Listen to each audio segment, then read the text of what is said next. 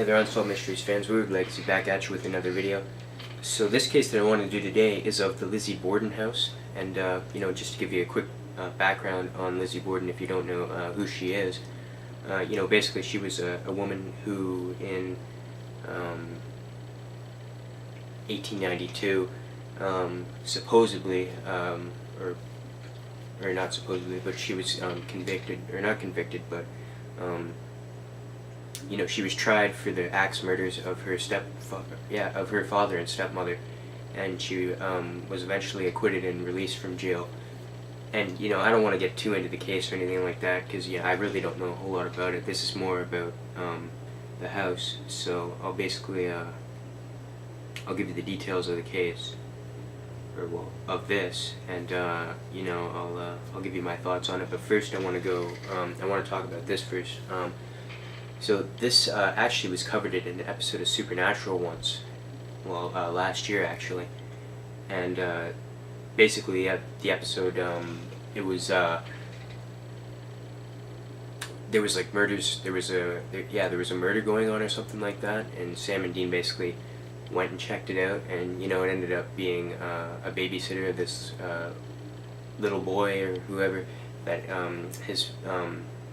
his parents didn't take very good care of him and stuff like that, and the guy that she killed in the Lizzie Borden house was actually her boyfriend, who ended up dumping her for another girl or something like that. And basically like they investigate like the hauntings of it, and it turns out to be like all fake and stuff, like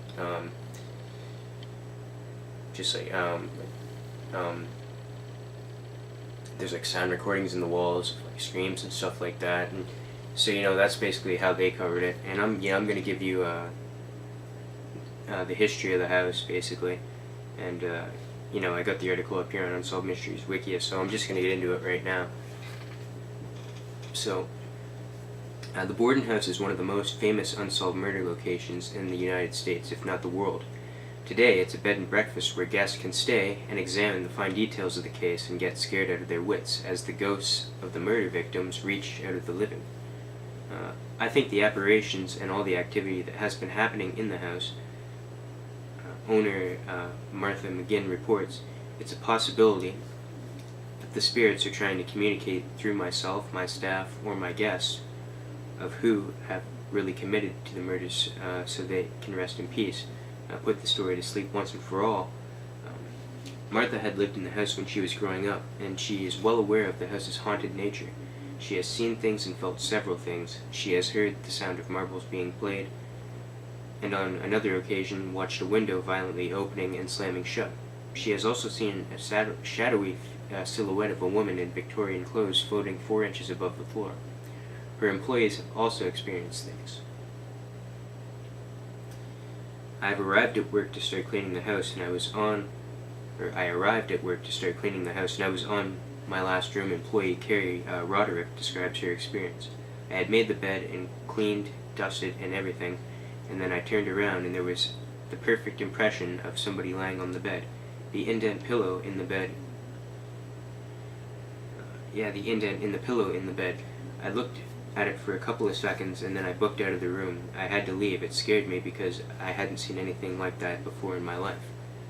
Most activity occurs in the downstairs parlor where Andrew Borden was killed. Eleanor Timbault, the night manager at the bed and breakfast, recalls sitting in the parlor and talking on the phone when she had a feeling that she was not alone. When she looked up to the kitchen door, she saw what looked like a foggy smoke wafting into the room. There wasn't anybody in the kitchen cooking. A minute after noticing it, it just dissipated.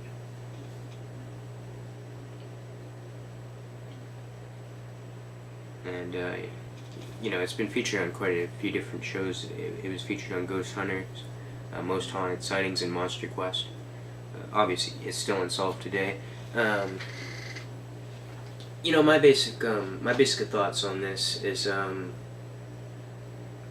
think it's true. Like I've said in previous videos, I believe in stuff like that, and stuff's happened, in my life that, kind of makes me, kind of point towards, or more believe towards, you know, that there is, you know, spirits and stuff like that, you know. So yeah, I believe this could be very true.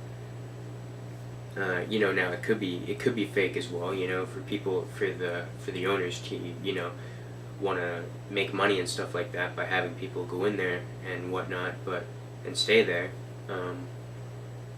But yeah, you know, you know, like I said, I believe it. You know, I've had stuff happen in my life and stuff like that. You know, I said stuff. You know, I talked about, you know, the stuff, you know, after my dad had passed away and stuff like that. And so, you know, I believe in it. So, you know, this very well could be true. So yeah, you know, that's pretty much just all that I wanted to say for this video right now. There may be other videos tonight, I'm not too sure, but we'll see. So if you like this video, give a like, subscribe, comment in the comment section. Let me know your thoughts on this case if you know it. You know, do you believe in spirits and stuff like that? I'd really love to hear your opinions on it and stuff like that. That'd be cool. If you guys have any other cases that you would like me to do, just let me know, and you know, I'll research them up and I'll do them. You know, I got no problem doing that, and you know, it gives me something to do, so that's cool. So yeah, whether, you know, if you guys want me to do more of these type of cases or whatever you'd like me to do, let me know in the comment section, and I'll gladly do it for you.